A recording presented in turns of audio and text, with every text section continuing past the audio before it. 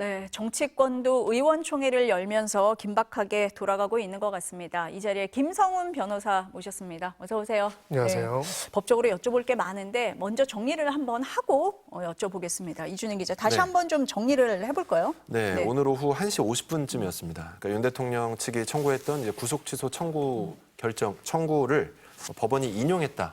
이것이 저희가 확인할 수 있는 그 법원의 검색을 통해서 나이 사건 검색을 통해서 그 사실이 알려졌고 이제 정말 다들 그 의외의 결정이라고 생각을 해서 재판부 결정문을 이제 받아봤더니 구속 기간이 만료됐다. 이것이 가장 첫 번째 이유로 꼽혀 있었습니다. 그러니까 윤 대통령 측이 그동안 이미 구속 기간이 끝난 상태에서 기소를 했기 때문에 구속 취소가 맞다 이런 주장을 해왔거든요. 그런데 검찰 측에서는 무슨 소리냐? 이미 우리는 제대로 계산을 했고 심지어 우리가 판단한 구속 기간보다는 하루 더 일찍 기소를 한 거다 이런 주장을 했었거든요. 그런데 어쨌든 간단하게 말씀드려서 구속 전 피의자 신문 결국 구속영장을 발부하는 게 맞냐 아니냐 했던 서울 서부지법에서의 그 구속 전 피의자 신문 기간을 그 기간은 구속 기간에서 이제 더하지 않거든요. 그런데 그게 윤 대통령 측에서는 정확히 윤 대통령이 서부지법에 와서 나가고 어떤 신문이 이루어졌던 시간만 따져보자. 그렇게 하면 33시간이다. 그렇게 치면 하루는 24시간이니까 이틀이 채 안 되는 거잖아요. 그런데 검찰 측에서는 그게 아니라 형사소송법에서는 재판부의 그러니까 구속 전 피의자 신문의 경우는 어쨌든 서류가 법원에 나갔다가 들어온 그러니까 들어갔다 나온 이 시간만 따지기 때문에 날만 따지기 때문에 네. 3일이다. 이렇게 했던 거죠. 그래서 검찰에서 생각했던 구속기간이 끝나는 시간은 1월 27일이었는데 오늘 재판부가 판단한 구속기간 만료는 1월 26일 오전이었습니다. 그래서 불과 한 10시간 정도의 차이로 그러니까 실제 기소가 이루어졌던 거는 1월 26일 한 오후 7시 정도였거든요. 한 10시간 정도의 차이로 어쨌든 구속기간이 만료됐다. 이것이 재판부의 첫 번째 그 판단 이유였고 이제 두 번째로는 이런 구속기간이 만약에 만료되지 않았다 하더라도 그러니까 그 밖의 사정에 의하더라도 이거는 구속 취소 사유가 인정이 된다. 그러면서 언급한 것이 이제 공수처의 어떤 수사 개시 권한, 그러니까 내란죄가 공수처의 어떤 수사 범위에 포함되느냐 그런 것이나 아니면 공수처가 검찰에 윤 대통령 사건을 넘기면서 실제로 윤 대통령이 뭐 검찰청에서 조사를 받거나 이런 그 절차는 없었거든요. 그렇죠. 그랬더니 이런 부분에 대해서 이런 부분이 위법이다라고 오늘 재판부가 얘기한 건 아니지만 이런 것에 대한 어떤 명확한 규정이 없더라. 그러니까 공수처의 어떤 수사 개시 권한, 내란죄의 어떤 수사권 부분 그리고 어떤 공수처에서 윤 대통령을 검찰로 넘길 때에 뭐 인치했던 어떤 증거나 이런 것이 있냐 이런 것에 대해서 어떤 절차적으로 우리가 재판부가 봤을 때 명확한 규정이나 어떤 대법원의 해석도 찾아볼 수가 없더라. 그렇기 때문에 이런 상황에서 그러니까 수사 과정의 적법성에 대한 의문의 여지를 해소하는 게 향후 바람직하겠다. 그래서 구속 취소 결정을 한 거고요. 그리고 심지어 이런 얘기도 했어요. 그러니까 이런 논란을 그대로 두고 형사재판 절차를 그대로 진행하게 되면 결국 1심이 시작이 되면 나중에 상급심, 그러니까 2심, 3심으로 가게 됐을 때 파기 사유가 될 수 있다. 그리고 또 만약에 확정 판결이 난다 하더라도 재심 사유가 될 수 있다. 그러면서 괄호를 쳐서 예를 들어 최근 김재규 사건의 경우 뭐 이런 것까지 언급을 해서 굉장히 어떤 절차적 부분을 굉장히 신경 쓴 그런 재판부의 설명 내용이었습니다. 여기에 대해서 어쨌든 검찰은 즉시 항고를 할 수 있습니다. 네. 그러니까 보석이나 아니면 다른 것은 지금 뭐 위헌 결정이 난 것이 있어서 즉시 항고가 제한되지만 이런 구속 취소 결정에 대한 검찰의 즉시 항고 권한은 여전히 남아 있거든요. 7일 내에 할 수 있습니다. 그런데 그걸 할지 말지를 지금 검찰에서 내부 토의를 진행하고 있습니다. 변호사님이랑 전에 제가 이 자리에서 구속 취소 굉장히 낯설다 생소하다라는 얘기를 나눈 적이 있는 것 같은데 법원의 인용 먼저 어떻게 좀 보십니까? 네, 사실 굉장히 이례적입니다. 두 가지 면에서 이례적이다라고 볼 수 있습니다. 첫 번째 면에서는 지금 이 결정에 대한 설명 자료에도 나와 있지만 구속 기간 계산에 관한 종래의 산정 방식을 그대로 적용하는 것이 맞는지. 자, 여기서 표현한 건 종래라는 표현은요. 기존의 모든 구속 사건에서 적용됐던 것은 날짜를 기준으로 해왔습니다. 시간을 하다가 갑자기 이번에 날짜로 한 게 아니고요. 다 날짜로 하고 시간으로 한 적이 없었는데 이번에 이제 시간으로 해야 한다는 주장을 했는데 여기서 시간으로 하는 게 맞고 종래의 내용들을 완전히 바꿔야 한다는 식의 결정을 했다는 점에서 굉장히 이례적입니다. 그래서 이 구속 취소와 관련된 내용에 대해서 대부분의 법률가들이 다룰 때 기존의 모든 사건들의 처리들이 다 이렇게 날짜 기준으로 되어 있었는데 만약에 이런 방식으로 시간으로 한다고 하면은 지금 윤석열 대통령 사건뿐만 아니라 구속 피고인들이 상당수가 구속 취소 사유가 될 수도 있습니다. 만약에요. 엄청나게 큰 변화를 일으키는 건데 이거를 1심 재판부에서 이런 결정을 내린다는 것을 아무도 예상하지 못했을 것이다 라고 생각을 하고요. 이런 부분에 있어서 굉장히 이례적이라고 생각을 하고요.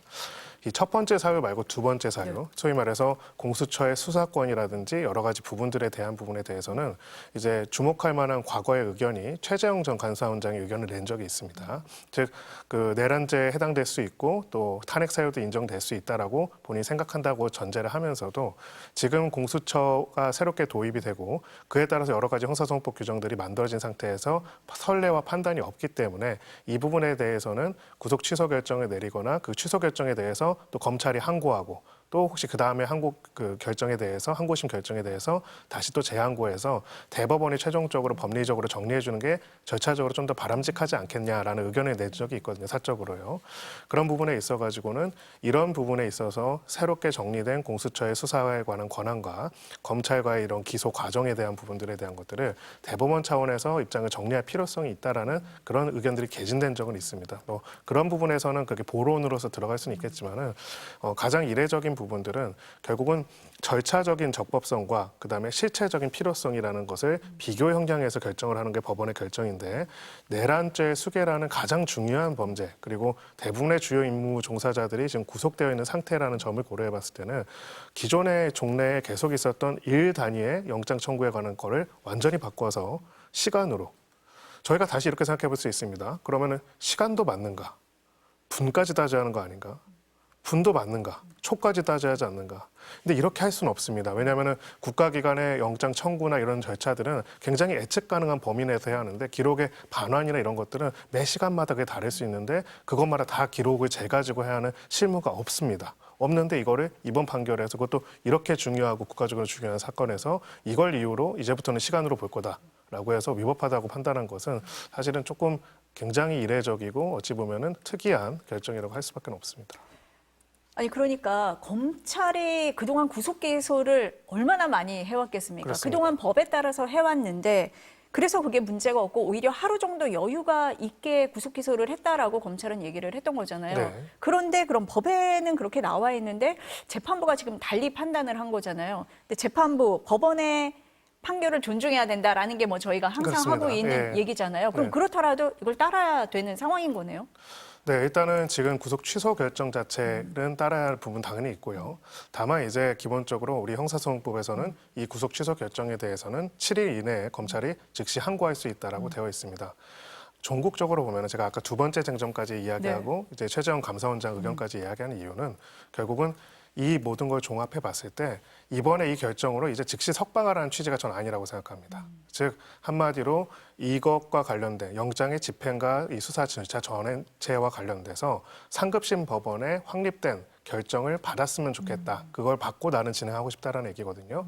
만약에 이 상황에서 검찰이 즉시 항고를 안 하고 석방한다면 판단을 받을 수가 없겠죠. 그렇죠. 네, 그렇기 때문에 상급심 법원에 확립된 판단을 받기 위해서라도 너무나 당연하게 검찰은 즉시 항고를 하는 게 타당하고요. 또 실제로 이제 검찰 입장에서는 영장을 기소를 누가 했냐면 검찰이 했습니다. 그러니까 만약에 국가기관인 검찰이 스스로 적법하지 않은 기소를 했다라고 인정하는 꼴이 있어요. 만약에 즉시 항고를 안 한다면요. 그건 맞지 않기 때문에 기본적으로 이 부분에 있어서는 특히나 종래의 기존의 선례와 내용들과 너무나 다른 내용들이고 그런 부분들이기 때문에 즉시 항고를 통해서 상급심 법원의 명확한 판단을 받을 필요가 있다. 이렇게 볼 수 있고요. 어찌 보면은 재판부도 그런 부분들을 염두에 두고 결정을 내렸다. 이렇게 생각합니다. 앞서서 뭐 윤석열 대통령 측이나 국민의힘에서 얘기를 할 때는 공수처의 수사권 이 부분이 문제가 있다고 법원이 판단을 한 거다 이렇게 얘기를 하는데 그런 겁니까? 정확하게 표현하면은 문제가 있다라기보다는 이 부분에 대한 논란을 상급심인 대법원의 판결로 정리해 줬으면 좋겠다라는 입장을 밝혔다라고 보는 것이 참 맞다라고 생각을 합니다. 특히나 이제 이 공수처의 수사권과 관련돼서는 직권남용죄에 대한 수사권이 있고 또 그 과정에서 인지한 나머지 관련 범죄에 대한 수사권이 있다라는 것이 나와 있고요.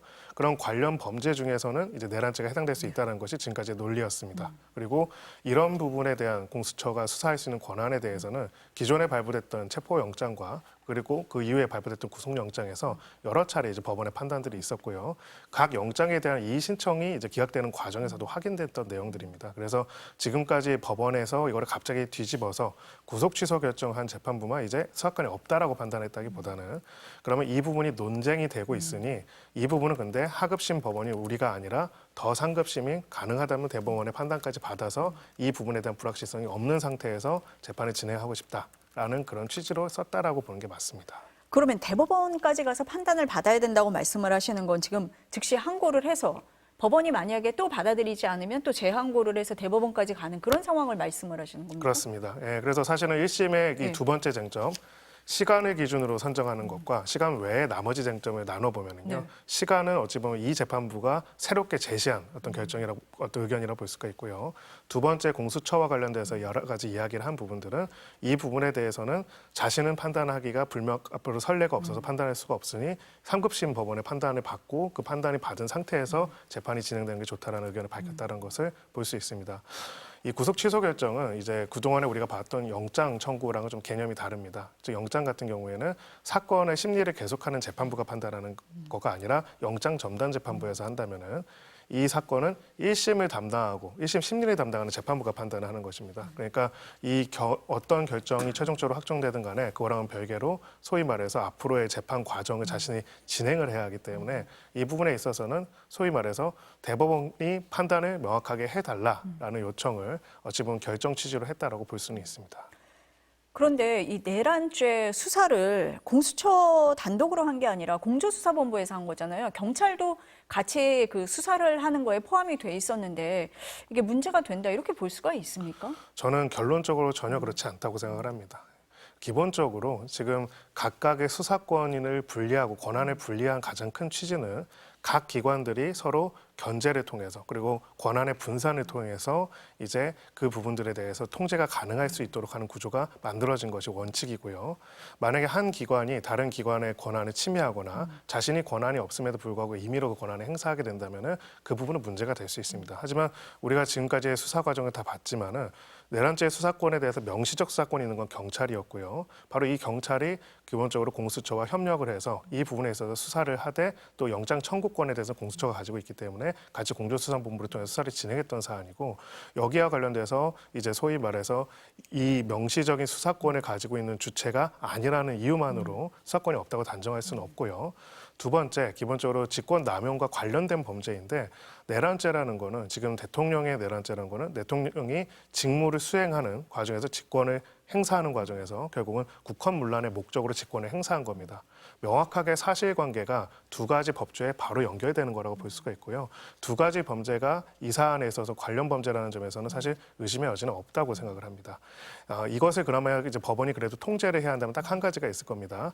다른 기관의 권한을 마구 넘어서서 한 기관이 독주해서 사실상 포괄적으로 모든 문제를 수사하고자 해서 거기에 대해서 다른 기관들의 반발이 있는 경우 우리 사안은 전혀 그렇지가 않습니다. 어찌 보면은 명시적 수사권을 가지고 있는 경찰과 공수처가 계속 협조를 했고 최종적으로는 검찰도 이 부분에 대해서 협조를 해서 기소까지 이르는 상황이기 때문에 실체적 진실을 규명하는 과정에서 각 기관 간의 권한 분산에 관한 부분들을 심지어 각 기관들이 이 부분들이 협의하고 정리한 상황에서 이 부분에 대해서 법원이 임의로 이 부분에 있어서 불명확성이 있으니 이 수사 전체가 무효가 된다라고 단정할 수는 없다라고 생각을 합니다.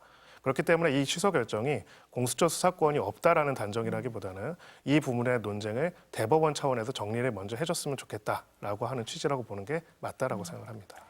아까 이준희 기자가 얘기를 했지만 재판부에서 그런 얘기를 했다는 거잖아요. 이렇게 논란을 둔 채로 재판을 하면 이후에 파기 사유가 될 수가 있고 확정 판결이 난 뒤에도 재심의 사유가 된다라는 게 지금 변호사님 말씀하신 것처럼 하나하나 이 절차를 다 따지고 가지 않으면 이후에 문제가 될 수 있는 부분 이런 걸 좀 우려했다 이렇게 봐야 되는 겁니까 그러면? 네, 한마디로 선례가 없기 때문에 그 선례를 1심 법원에서 만드는 부분들은 부담이 있으니 이제 심리가 시작이 되니 이 선례가 될 수 있는 내용들을 적어도 절차적인 부분과 권한에 관한 부분들은 대법원 차원에서 결정을 해줬으면 좋겠다라는 취지로 볼 수가 있다 이렇게 봅니다. 그렇기 때문에 이 사안에 대해서 지금 일부 검찰이 즉시항고하지 말아야 한다 뭐 이런 얘기들을 하고 있는데 그거는 이미 사실 하고 있어요. 네, 그거는 사실은 이 결정 취지랑도 원래 반하는 겁니다. 검찰이 즉시항고를 안 하면은요 상급심에서 판단을 할 수 없습니다. 재판부는 이제 상급심의 판단을 받아서 선례를 만들어야 한다고 얘기하고 있는데 그건 사실상 검찰이 즉시항고를 하는 것을 전제로 내려진 결정이라고 볼 수 있습니다. 논란을 잠재우고 가겠다. 그렇습니다. 이렇게. 예. 아까 선례가 없다고 계속 말씀을 하고 계시는데 현직 대통령의 내란죄 수사라는 것도 이례적인 일이고 선례가 없었고 지금 뭐 체포영장이라든지 구속영장이라든지 체포적부심, 구속취소 청구까지 지금 간 거잖아요.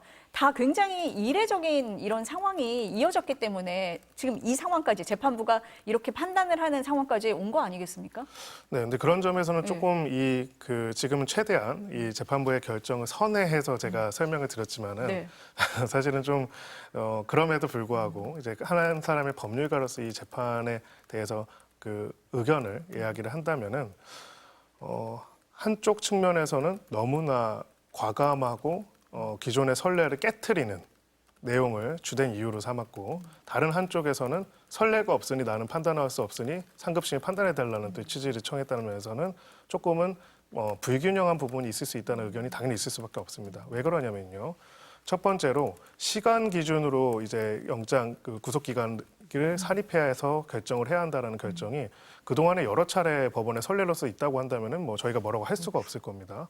근데 제가 알기로는 그런 적도 없었고 그런 판단이 이루어진 적 없었고 지금 구속 사건이 수십 건, 수백 건이 있을 텐데 그러니까요. 그렇게 되어 있지도 않습니다.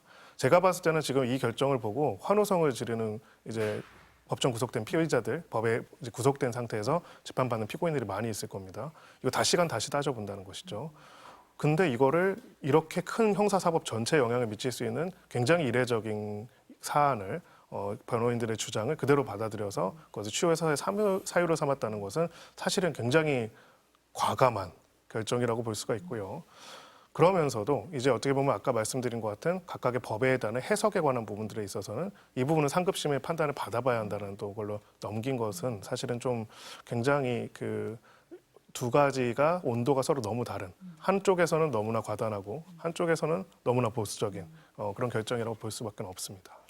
이 구속 취소가 혐의가 없다 이런 건 아니잖아요. 전혀 상관없습니다. 예, 한마디로 지금 얘기된 것도 시간으로 볼 것이냐 날짜로 볼 것이냐는 매우 절차적인 사유에 관한 부분이고요. 혐의의 중대성과 그 혐의의 중대성 차원에서 일반적으로 이 혐의와 관련돼서는 구속 취소가 있을 수 없다는 거는 공범으로서 기소된 김용현 전 장관 사건에서도 이미 같은 재판부에서 판단을 한 사실이 있습니다. 그럼에도 불구하고 이런 시간 그리고 아까 말한 수사권 등을 이유로 해가지고 지금 벌어지는 논쟁을 어찌 보면 결정해서 그대로 반려드렸다는 거는 사실상 이제 이 부분에 대한 것들을 상급심의 결정으로 떠넘겨보고 그걸 바탕으로 자신의 재판을 진행하겠다. 뭐 이렇게 의사를 밝혔다고 볼 수가 있습니다. 그 재판부에서 얘기할 때 이것도 처음 있는 일이라고 하면서 아까 이준희 기자가 얘기를 했지만 이제 윤석열 대통령을 공수처에서 조사를 하고 검찰로 넘겼는데 검찰에서는 조사를 못하고 바로 기소를 한 상황이잖아요. 이런 부분도 문제가 있다 이렇게 봐야 됩니까? 아니면 처음 있는 일이라서 판단하기가 어렵다 이렇게 봐야 됩니까? 네, 가령 이제 그런 부분들에 대해서도 어떤 선례가 없기 때문에 그 부분에 대해서는 내가 판단할 수 없으니 거기에 대해서는 대법원이 판단해야 하지 않겠냐라는 취지입니다. 근데 기본적으로는 제가 왜 두 가지가 굉장히 뭐랄까 뜨거운 아이스 같은 게 안 맞는 거라고 보는 거는요. 그동안에 수천 개, 수만 개의 선례가 있는 구속 기간에 관한 결정의 기준들은 이번에 엄청나게 급격하게 시간 기준으로 바꿨고요. 그리고 그 다음에 지금 이야기한 아직 선례가 없다는 분은 선례가 없다는 이유로 이 부분에 대해서 적법성에 대해서 나는 인정하기가 어려울 수도 있다. 그러니까 이건 상급심 법원의 판단을 받아야 한다는 굉장히 조심스러운 태도를 한 결정 안에 두 가지가 다 담겨 있습니다. 그래서 그 점에서는 조금 양 두 가지의 어떤 온도가 너무 다른 것이 하나의 결정에 담겼다고 저는 보여지고요. 두 번째로는 이제 그 시간을 기준으로 보는 것이 타당한 앞으로의 기준이 될 것인가에 대해서도 또 살펴볼 필요가 있다고 생각을 합니다. 기본적으로 영장을 청구하는 입장에서는 언제 어떻게 영장을 청구해야 하는지 사법 절차의 진행 과정에서 피고인도 예측 가능성이 있어야지만 이 영장을 담당하는 검찰 입장에서도 거기에 대한 예측 가능성이 있어야 합니다. 기소를 담당하는. 근데 재판 기록이 수사 기록이 언제 반환될 것인지 이 부분들은 사실은 굉장히 사실행위에 관한 영역이기 때문에 그게 뭐 시간이 뭐 정확하게 모든 사건이 똑같지가 않습니다. 어떤 건 33시간, 뭐 어떤 거는 뭐 12시간이 있을 수 있거든요. 거기에 맞춰가지고 그 시간을 그렇게 자연적인 사실행위에 준하는 것에 시간을 측정해가지고 거기에 맞춰서 기소를 사전에 준비하거나 한다는 것은 현실적으로 굉장히 어렵습니다. 그래서 기본적으로 날짜라는 기준들을 가지고 있는 거고 우리가 가지고 있는 법의 기본적인 기준들은 그렇게 날짜를 기준으로 되어 있기 때문에 이거를 이제 이렇게 식으로 완전히 시간으로 바꾼다고 하는 것은 이 사건뿐만 아니라 앞으로 그리고 기존의 많은 사건들에 있어서 굉장히 큰 혼란을 초래할 수 있는 부분이 있다라고 생각을 합니다. 지금 쭉 말씀을 들어보니까 검찰이 항고를 할 수밖에 없는 상황인 것 같아요. 그러면 항고를 하게 된다면은 어떤 부분을 좀 강조할 걸로 보십니까? 뭐 날짜 부분도 있고 뭐 여러 가지가 있을 것 같긴 한데. 네, 가장 주된 이제 기존의 구속 취소 결정의 이유가 됐던 시간 기준으로 봐야 한다는 것의 부당성을 이야기할 가능성이 높습니다. 기존에 있었던 많은 재판들, 그러니까 실제로 어떤 것을 보냐면요, 구속이 되고 나서 기소가 되고 나서 그리고 나서 이제 대법원 확정 판결까지 나온 많은 사례들을 이야기를 하면서 지금 형사소송법 규정이 바뀐 이 부분에 있어서 갑자기 시간으로 계산해야 한다는 규정이 생긴 것도 아닙니다. 그 부분에 있어가지고 기존의 선례들과 이 부분에서 문제 있는 부분은 없다라는 점에 대해서 계속 이야기를 할 것으로 보이고요. 또 실질적으로도 이것을 만약에 시간이라는 굉장히 가변적인 변수를 바탕으로 해서 보게 될 경우에는 실제로 인신 구속에 아무나 구속이 되는 건 아니거든요. 범죄 혐의의 상당성, 구속의 상당성과 필요성이 있어서 법원이 이례적으로 영장을 발부하는 겁니다. 이 영장의 발부와 그다음 공소 유지에 굉장히 어려운 실체적 진실의 확보에 있어서 굉장히 어려운 상황들이 벌어질 수 있다는 점을 강력하게 주장할 것으로 보입니다. 그리고 두 번째 여러 가지 아까 말씀드렸던 공수처와 관련된 여러 가지 이슈와 관련된 부분에 있어서도 결국은 실체적 진실을 파악하기 위한 사법제도, 그 수사제도의 정착 그리고 그 수사기관들의 어떤 역할들에 있어가지고 각 기관들의 협의와 공조가 이루어진 상태와 이 부분들은 이제 봐야 한다는 것을 이야기할 것입니다. 예. 지금 민주당 박찬대 원내대표의 발언 들어보시겠습니다. 나오도록 해야 합니다. 윤석열이 법률과 헌법을 중대하게 위반한 사실은 변함이 없습니다. 더불어민주당은 내란의 신속한 종결을 위해 모든 조치를 다하겠습니다. 이상입니다. 혹시 뭐 질의사항 있으면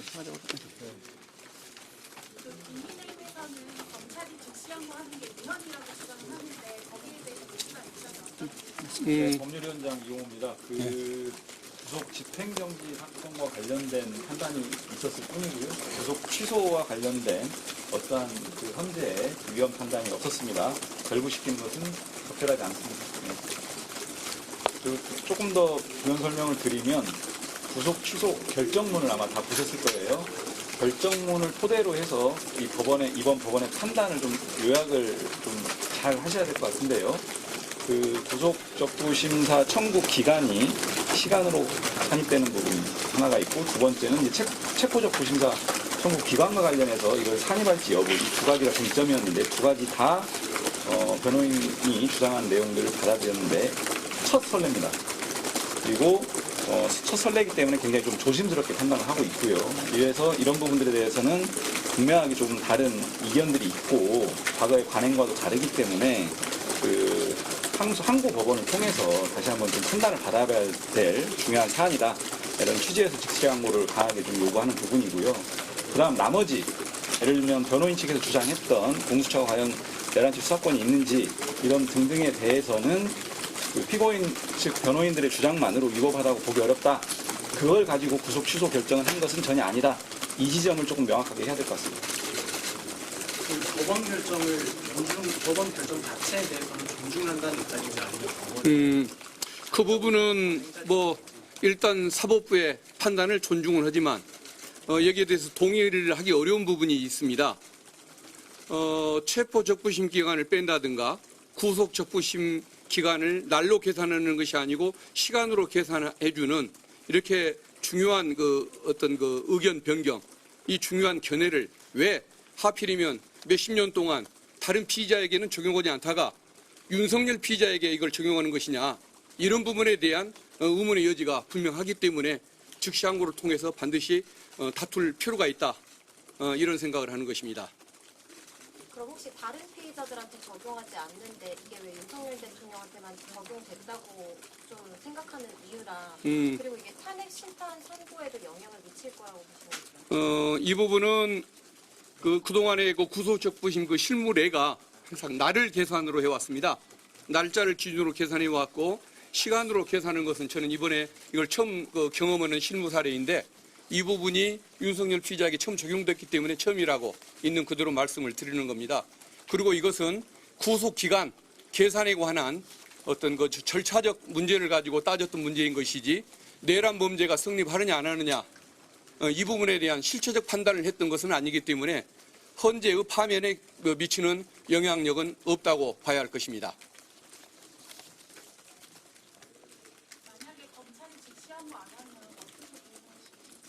즉시 항고를 안 하면이 아니라 즉시 항고를 할 걸로 봅니다. 구속돼야 한다고 봤기 때문에 영장을 청구를 했을 것이고 법원이 받아들였고 그리고 여기에 대해서 3번의 법원 심판을 구했지만 전부가 다 체포와 구속 결정으로 이어졌지 않습니까? 이런 합리적인 결정, 국민의 상식에 부합하는 조치 이걸 두고서 검찰이 지금까지 취해왔던 입장을 바꿔서 석방해야 한다고 결정할 리는 없다고 보기 때문에 즉시 항고를 할 걸로 믿고 있습니다. 그럼 법원에서 왜 이런 결정을 했다고 보시나요? 그 부분은 저는 동의하기는 어렵지만 어쨌든 피의자에게 뭔가 애매한 점이 있을 때는 피의자에게 유리하게 해석하겠다라는 그런 인권적 조치였다고 주장할 가능성이 있고 또 그런 측면을 무시할 수는 없지만 이 부분은 해석상 저는 동의를 하지 않는 그런 입장이고 특히 윤석열 피의자에게부터 이게 적용된다는 이 점에 대해서는 국민들이 공감하기가 어려울 것 같아서 항고심의 판단을 받고자 하는 것입니다.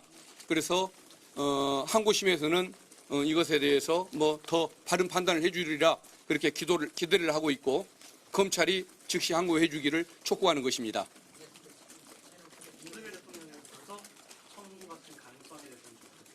이게 이제 기각이 되면 또 보석 청구를 할 텐데 지금까지 11번인가 온갖 청구를 했지 않습니까? 있는 건 다 해보는 사람이니까 그것도 나중에 또 하려고 할 텐데 어쨌든 그 부분은 별로 평가하고 싶지는 않습니다. 일부 의원님들이 페이스북에 구속기간 계산과 관련해서 검찰의 계산된 사고가 아닌가 하는 합리적 의구심이 있다라는 말씀을 올리셨는데 근데 아까 이태영 위원장님은 실제로 이렇게 계산된 전례가 없다고 말씀을 하셔서 검찰이 계산된 사고에 관한 합리적 의구심 이게 당의 입장인지 궁금합니다. 그 부분에 대해서는 당의 입장이 따로 있지는 않습니다. 검찰의 속마음이 어땠는지는 알 수는 없지만 그런 일은 없었으리라고 믿고 싶고 또 그게 아닌 것이 맞다고 한다면 반드시 즉시 항고를 통해서 사태를 바로잡을 수 있기를 기대하는 것입니다. 두 가지 쟁점을 말씀드렸는데 두 가지 쟁점 중 하나만이라도 선례가 없는 사안이기 때문에 하나만이라도 다른 판단이 항고법원에서 나오면 그 구속기간 문제는 다 해소가 되고 적법한 기소로 정리가 될 것으로 보여지고요. 그래서 선례가 없는 두 가지 쟁점 모두에 대해서 내란범 피고인 윤석열의 유리한 판단을 한 부분에 대해서 상당히 유감이다 이런 지점 말씀드린 거고요. 가장 중요한 것은 지금 형사재판의 내란죄의 실체적 요건이라든지 공소제기 자체의 문제라든지와는 전혀 무관한 그래서 공소제기는 여전히 유효하고 내란범으로서의 구성요건 해당 부분도 여전히 유효하다. 그리고 현재 탄핵심판 사건의 탄핵소추 사유 판단과는 전혀 무관한 결정이다. 이런 지점 다시 한번 강조하겠습니다. 어쨌든 법원 결정이 나온 건데 이 수사 과정에서 검찰이나 공수처의 수사 과정에서 아쉬운 부분이라거나 지적하셨던 부분 안에서 혹시 있으셨을지 궁금합니다. 그 부분은 있지는 않았습니다. 일단 법원의 판단 사유가 변호인들이 그런 주장을 하고 있다는 점도 참고한다고 했지 잘잘못을 직접 판단을 한 그런 사안은 아니지 않습니까? 그래서 법원이 그 잘잘못을 명백하게 판단한 것도 아니고 더구나 윤석열 그 피고인의 어떤 엄정한 처벌을 위해서 노력해왔던 수사기관을 지금 뭐 그렇게 정확치도 않은 결정을 가지고 비판할 수는 없기 때문에 그런 부분에 대한 논의는 아직 없었다는 점 말씀드립니다. 비공개 요청하실 때 이재명 대표가 직접 이 사건 관련해서 결정 관련해서 말씀하신 거 있으세요? 대표는 말씀 없으셨습니다. 재판부가 심정인 시 절차, 수사권 문제 거론하면서 절차의 명확성을 기하고 수사 과정의 적법성에 관한 의문의 여지를 해소하는 게 바람직하다 이렇게 설치를 했는데 사실상 이건 법적 미비가 좀 있다고 보여지는데 어떻게 보세요? 그 부분에 대해서는 변호인이 온갖 주장을 했는데 그런 주장들도 있는 것을 뭐 참고한다는 의미로 방론으로 저는 써놨다고 그걸 표현을 믿고 싶습니다. 결정문에 보면은 그게 그래서 위법하다고 평가를 해놓은 건 아니지 않습니까? 그런 뭐 시비적 요소도 뭐 고려한다라고 얘기를 했지 뭐 잘못됐다고 뭐 판단한 건 아닌 걸로 알고 있고 그리고 그런 그 판단이 있었다고 할지라도 기존의 그 세 개의 재판부에서 문제가 없다고 이미 평가를 했기 때문에 거기에 그렇게 크게 의미를 두고 싶지는 않습니다. 절차적 명확성이나 이런 부분들은요, 앞서 말씀드린 그 구속 적부 심사 기간 산입 여부와 관련된 하고 연결해서 좀 이렇게 결론을 그렇게 맺은 것 같고요. 앞에 수사권 문제라든지 이런 부분들에 대해서는 결정문 보시면 피고인의 주장만으로 위법하다고 단정하기 어렵다 이렇게 판단을 했습니다. 네, 그렇게 이해해 주시면 될 것 같고 지금 윤석열 피고인에 대한 애초에 구속 사유가 증거인멸을 핵심으로 하는 사유였지 않습니까? 그 부분에 대해서는 여전하기 때문에 이 부분 중심으로 해서 다시 한번 즉시항고를 통해서 판단을 받고 인신구속 상태에서 재판이 이루어져야 된다 이런 입장을 분명하게 좀 말씀드리겠습니다. 이 정도로 예. 혹시 의총은 지금 끝난 건가요? 아니면 지금 정회 상태입니다. 예. 언제 다시 열리나요? 아마 아마 지도부에서 판단할 것 같습니다. 네, 지금 화면을 보니까요. 민주당 의원총회가 끝난 것 같고요. 민주당의 입장 발표가 있었습니다. 법원의 판단을 존중하지만 법정에서 다툴 부분이 있다. 따라서 검찰이 즉시 항고해야 된다. 이렇게 입장을 밝혔습니다. 이준희 기자, 그럼 네. 검찰의 움직임은 어떻습니까? 네, 일단 지금 법무부에서 이렇게 밝히고 있죠. 검찰의 석방 지휘 여부를 기다리고 있다. 검찰이 석방 지휘를 한다는 것은 결국 윤 대통령을 석방하기로 결정하는 겁니다. 그러니까 그 결정을 할지 말지를 지금 검찰은 내부적으로 토의를 하고 있습니다.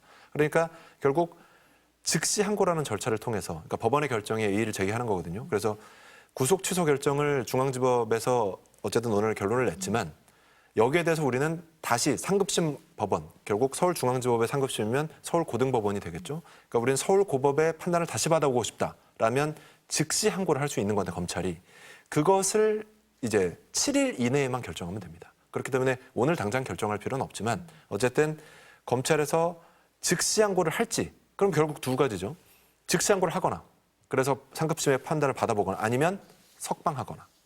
근데 석방 지휘를 바로 어떤 이의 신청 절차도 진행하지 않은 상태에서 검찰이 그냥 그대로 석방 지휘를 하기보다는 즉시 항고를 하는 게 맞지 않겠느냐 이런 의견이 검찰 내부에서는 아직은 좀 더 많은 것으로 저희 취재 결과는 그렇게 나오고 있습니다. 다만 이제 즉시 항고를 한다고 해도 이제 바로 받아들여지지 않을 수 있다. 그리고 또 혹시 재판부에서 법원에서 뭐 직권 보석을 할 수도 있다. 뭐 여러 가지 가능성을 놓고 지금 고민을 하고 있는 것 같은데 다만 이제 즉시 항고를 했을 때는 상급심에서 다시 한번 그 지금 조금 전에 재판부에서 설명했던 구속 기간이 시간으로 계산이 돼야 되는 것이냐 아니면 날짜로 하는 것이 맞느냐 이제 구속 전 피의자 신문 기간을 산입하는 문제에 대해서요. 이 부분을 다시 한번 상급심에 다퉈보는 것이 맞다라고 생각을 하면 즉시 항고라는 결정을 내릴 것이고 아니면 석방 지휘를 할 것인데 말씀드렸듯이 어떤 절차도 없이 그냥 바로 윤 대통령을 석방하는 그런 수순으로 가지는 않지 않을까. 근데 여러 가지 이유가 있습니다만 당장 구속 취소 신문 기일에서 검찰이 이렇게 주장을 했어요. 증거인멸 우려가 없다고 자꾸 윤 대통령 측에서 주장을 하니까 아니 무슨 소리냐. 지금 일부 피의자들 피고인이 됐죠 이제 피고인 이거 뭐 중요 임무 수행자로 지금 내란 혐의로 기소가 됐던 뭐 여인영 전 방첩사령관이라든지 아니면 이진우 전 수방사령관이라든지 일부 이런 피고인들은 진술을 헌법재판소나 이런 데서도 제대로 하지 않았잖아요.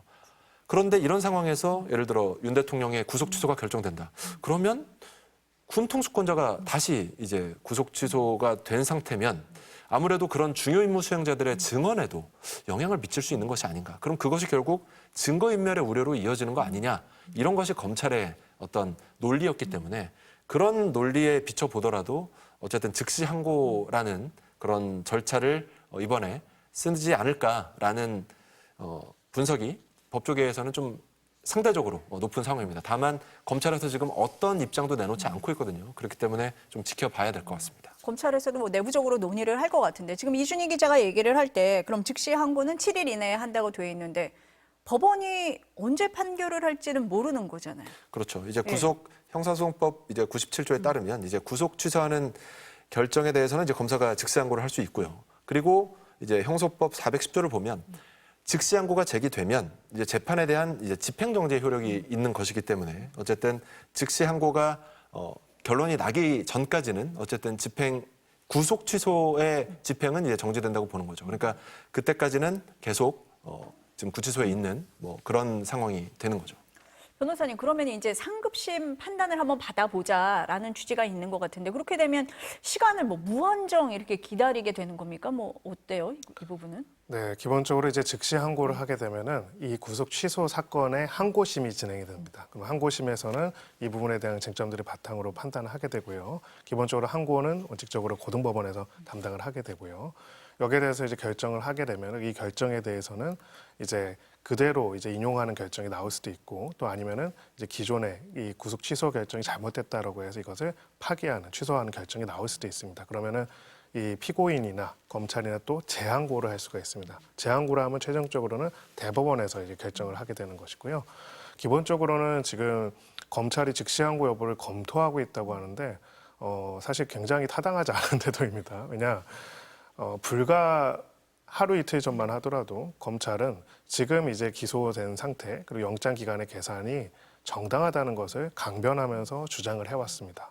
물론 이제 여기에 대해서 1심 재판부가 다른 판단을 하긴 했지만은 1심 재판부조차도 결국은 보론으로 이야기했던 두 번째 쟁점에 대해서는 결론적으로 자신이 결론을 내리기보다는 상급심 법원의 선례 판단이 필요하다는 입장을 냈거든요. 그런데 즉시항고를 안 하면은 상급심 법원의 판단을 아예 받을 수가 없습니다. 그렇기 때문에 당연히 즉시항고를 하고 거기에 따라서 항고심이랑 그다음에 재항고심 등까지 이루어질 가능성은 높고요. 기간으로 보자면은 원칙적으로 구속 취소 사건 같은 경우에는 7일 이내에 결정을 해야 한다는 규정이 있습니다. 하지만 이번 사례를 보듯이 사실 거의 한 달 가까이 심리가 진행이 됐죠. 그런 부분에 있어가지고는 즉시항고를 한다고 하더라도 거기에 대해서 항고심 법원이 판단하는 데까지는 또 상당한 시간이 걸릴 가능성이 있습니다. 그렇기 때문에 통상 하지만 일반적 재판만큼은 6개월, 7개월 이렇게 걸리지는 않고요. 한 달 내지 2달 정도의 시간이 각 신급마다는 걸릴 수 있을 것이라고 예측할 수 있고 즉시 항고를 해서 항고심이 진행 중인 상황에서는 이제 구속이 취소돼서 석방되는 상태가 벌어지지는 않습니다. 그런데 이제 이 부분에 네, 있어서는 이제 윤 대통령 측에서는 이제 구속 집행정지와 이제 보석에 있어서는 이제 검찰의 즉시 항고권, 그러니까 즉시 항고를 했을 때 그러니까 집행정지가 되는 그런 것에 대해서 이제 위헌 결정이 난 적이 있거든요. 그렇기 때문에 물론 이제 구속 취소 결정에 대해서는 검찰의 즉시 항고권이 여전히 살아 있습니다. 네. 그러니까 다시 말씀드리면 검찰의 구속 취소 결정을 법원이 했을 때 검찰이 이것을 즉시 항고라는 절차를 동원했을 때는 집행이 정지된다. 그러니까 구속 취소의 집행이 정지된다. 그러니까 구속 상태가 유지된다는 거죠. 이것이 현재로서는 아무 문제가 없는데 다만 다른 이제 구속 상태 피의자가 풀려나는 나머지 두 개의 상황, 이제 구속 집행 정지나 보석의 경우에는 이 사안에 대해서는 검찰이 즉시 항고를 하더라도 이제 집행 정지가 이루어지지 않는다. 다시 말해서 구속 상태가 유지되지 않는다는 취지의 이제 위헌 판결이 있었습니다. 그래서 이 부분을 윤 대통령 변호인단은 주장을 하면서 구속 취소 결정에 대해서도 집행 정지가 일어나는 게 아니다. 그러니까 검찰이 아무리 즉시 항고를 한다고 해도 풀어줘야 된다. 이런 주장을 이제 윤 대통령 변호인단은 하고 있기는 합니다. 맞습니까? 주장을 그렇게 하고 있는데요. 네. 뭐 법률적인 주장이긴 하지만은 저는 완전히 잘못됐다 이렇게 판단합니다. 이유는요. 기본적으로 구속 집행 정지는 당사자의 신청에 의해서 되지 않습니다. 법원이 직권으로 하는 거고요. 보통 보면 질병, 뭐 가족의 뭐 장래 뭐 이런 것들에 대해서 예외적으로 이제 기존의 구속 기간에 구속 중에 구속 집행을 일시적으로 정지하는 것이고 법원의 직권 사항입니다. 법원의 직권 사항이기 때문에 기본적으로 당사자의 청구 거기에 대한 이의 이런 구조의 개념이 아니고 그렇기 때문에 여기에서 법원이 봤을 때 직권 사항으로 이렇게 판단한 것에 대해 가지고 당사자 중 하나인 검찰에 항고를 해서 계속적으로 다투의 절차를 마련할 필요가 없다라고 판단한 게 기존 헌법재판소의 결정 내였습니다. 다만 지금 구속의 취소라는 거는 완전히 다른 내용입니다. 질병, 수술 이런 것 때문에 잠깐 정리하는 게 아니라 구속이 잘못돼서 이거를 소급적으로 없애는 취지입니다. 그래서 굉장히 중요한 법리적인 판단이고요. 이건 당사자의 청구로 진행이 되고 또 당사자로서 검찰이 의견을 낼 수 있고 검찰의 즉시 항고권이 명확하게 이제 법률 규정에 규정이 되어 있는 부분도 있습니다. 지금 이 두 제도는 완전히 결이 달리하는 제도이고 검찰의 즉시 항고권이 명확하게 규정된 취지는 결국은 구속영장의 기존의 그 영장 자체를 완전히 실효시킬 수 있는 구속에 대한 중대한 법리적인 판단에 대해서는 검찰이 항고할 수 있도록 하고 항고심의 판단을 받을 수 있도록 하는 것이고 그 말은 역으로 말한다면은 그러한 항고심과 재항고 등의 결정의 과정을 통해 가지고 이 부분들을 신중하게 판단할 수 있는 신급적인 절차들을 마련한 것이라고 볼 수 있습니다. 근데 만약 그런 것이 없이 바로 이제 소위 말해서 구속진소의 효과가 발생하고 즉시 항고하더라도 이 부분에 대해서 신병이 그럼 확보가 안 되는 상황이라고 한다면은 결론적으로는 왜 구속영장을 청구하는지를 보면 말이 안 되는 결과가 발생할 수밖에 없습니다. 도주 및 증거인멸의 우려. 이 두 가지가 있다는 것이 인정돼서 영장이 발부됐는데 취소가 됐다가 다시 도주 및 증거인멸과 우려가 있는 것이 맞고 기존 구속영장에 문제가 없다라고 해서 그 사이에 이 사람이 나가 있게 된다면은 증거인멸이 얼마든지 그 사이에 가능할 수가 있죠. 그런 것들을 허용하기 위해서 즉시항고 제도를 놔두는 것은 아니다. 그렇기 때문에 집행정지 같이 잠시 아파가지고 나오는 직권적인 결정과 당사자가 계속 공방을 주고받으면서 결정하고 항고할 수 있는 이 두 제도의 성격은 완전히 다르다고 볼 수 있습니다. 그런데 이 제도를 얘기하면서 이 제도에도 여기 적용된다고 하는 것은 사실은 굉장히 호도하는 것이 아닐까 그렇게 생각합니다. 근데 그동안 이례적으로 여러 가지로 뭐 청구도 하고 신청도 했기 때문에 이번에도 할 수도 있을 것 당연히 같습니다. 그렇습니다. 네, 예. 당연히 할 수도 있을 예. 것 같아요. 지금 변호사님 말씀하실 때 이제 증거인멸 우려 말씀을 하셨는데 오늘 법원에서 구속 취소하면서 증거인멸 우려에 대한 얘기는 안 했었거든요. 근데 앞서서 이준희 기자도 얘기를 했지만 현직 대통령으로서 이미 기소된 사람도 많은 이런 상황에서 증거인멸 우려가 안 나올 수가 없거든요. 바로 그 점입니다. 그러니까 두 가지로 얘기할 수 있습니다. 첫 번째로 이 재판부의 결정은 일단은 구속 취소 결정은 내렸지만은 즉시 석방하라 이런 취지의 결정이라고 저는 생각하지 않습니다. 왜냐 기본적으로 만약에 즉시 석방하라는 취지가 확고한 그런 취지라고 한다면은 당연히 그러할 경우에 침해될 수 있는 굉장히 중요한 법익이라고 할 수 있는 이 사건의 실체적 진실을 밝히는 데 필요한 증거를 인멸할 우려가 있기 때문에 이런 우려점에 대해서 어떻게 판단하는지에 대한 이유를 설치해야 하거든요. 그런 내용이 전혀 없습니다. 제가 거듭 말씀드리지만 이 사건에서의 결정은 뭐 이것의 바람직함을 떠나가지고 이런 부분들에 대한 제도적인 절차적인 부분들에 대한 상급심의 판단을 받고 그것이 해소된 상태에서 재판이 진행됐으면 한다는 것이고 그 말은 당연히 즉시 항고를 하는 것을 어느 정도 예상하고 전제한 결정이라고 볼 수가 있고 두 번째로는 즉시 항고한 상태에서도 구속이 유지된다는 것을 즉시 항고를 통해서 유지되는 것을 인지한 상태에서 하는 거라고 볼 수가 있습니다. 만약 그렇지가 않다고 한다면 이 결정만으로 석방이 되니까 그 부분에 대한 보론들이 있었어야겠죠. 그렇기 때문에 저는 그 부분들에 대해서 재판부는 지금 인신을 빠르게 석방해가지고 자유롭게 활동을 하도록 하는 것이 취지였다라고 이야기를 하는 거는 조금 이 결정문의 내용과 취지에는 반한다는 생각이 들고요. 증거인멸의 우려라는 거는 결국은 이 사건의 실체적 진실을 밝히는 것을 훼손할 우려에 대한 부분입니다. 현실적으로 보면은 지금도 뭐 비화폰에 관련돼서 아직도 증거들이 제출되지 않고 있고요. 무엇보다도 지금 만약에 이제 대통령이 복귀를 해서 파면이 그 헌법재판소 결정과 무관하게 또다시 또 관저로 복귀를 하게 된다면은 이 부분에 대해서 아까 지금 그 변호인단에서 이야기하는 것처럼 만약에 항급심이 즉시 항고를 하더라도 일단 석방을 해야 한다라고 한다면은 즉시 항고 결과 아니다 구속 정당하다 다시 잡아놓으려고 할 때 어떤 일들이 벌어질까요? 지난번에 벌어졌던 그런 또 물리적 충돌이 또 벌어질 겁니다. 이런 점들을 종합적으로 고려해 봤을 때는 1심 재판부가 이번에 이제 이 결정을 내리면서 즉시 석방하고 증거인멸의 우려는 크게 없다라고 판단했다고 저는 생각하지 않고요. 그런 부분에 있어서 만약에 이런 결정에 대해서 즉시 항고를 하지 않거나 혹은 즉시 항고를 하더라도 석방하는 거라고 이야기를 한다면은 오히려 이 결정의 취지와 배경과는 굉장히 다른 결이다라고 볼 수 있습니다.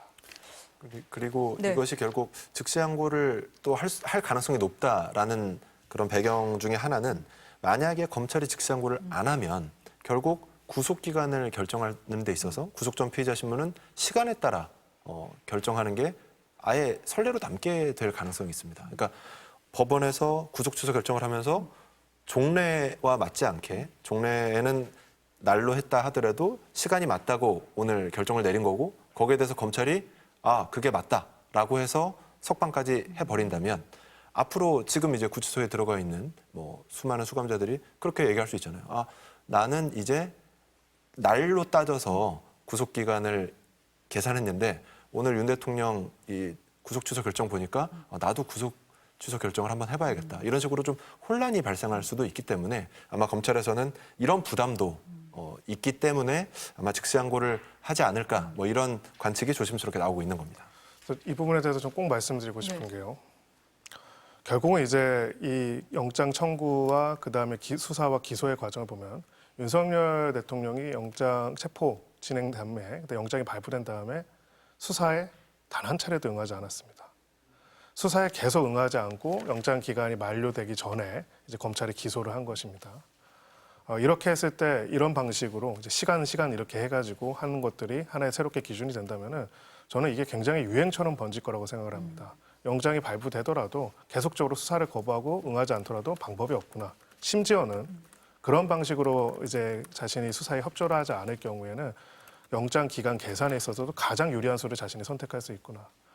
저는 이런 부분들을 앞으로의 선례로 만들어낸다는 것은 굉장히 부당하다는 생각이 들고요. 그러니까 단순하게 그 시간이나 날짜라는 어떤 아주 그 실무적인 부분에 있어서의 이론도 있지만은 결국은 이 사건에 있어서는 실체적 진실의 발견에 있어서 지금 구속 상태 유지가 얼마나 중요한 건지의 부분, 그리고 실무적으로 왜 영장 청구 이후에 기소가 이렇게 이루어졌는지에 대한 부분들에 대한 종합적인 고려들은 같이 있었어야 하지 않을까 하는 생각이 듭니다. 지금 이제 변호사님 말씀을 들어보니까 그 체포영장 집행 과정 다시 떠오릅니다. 오늘 이 구속 취소 결정이 나니까 윤석열 대통령 측에서 탄핵 심판까지 연계해서 얘기를 많이 하고 있어요. 지금 기대한다라는 입장까지 나왔거든요.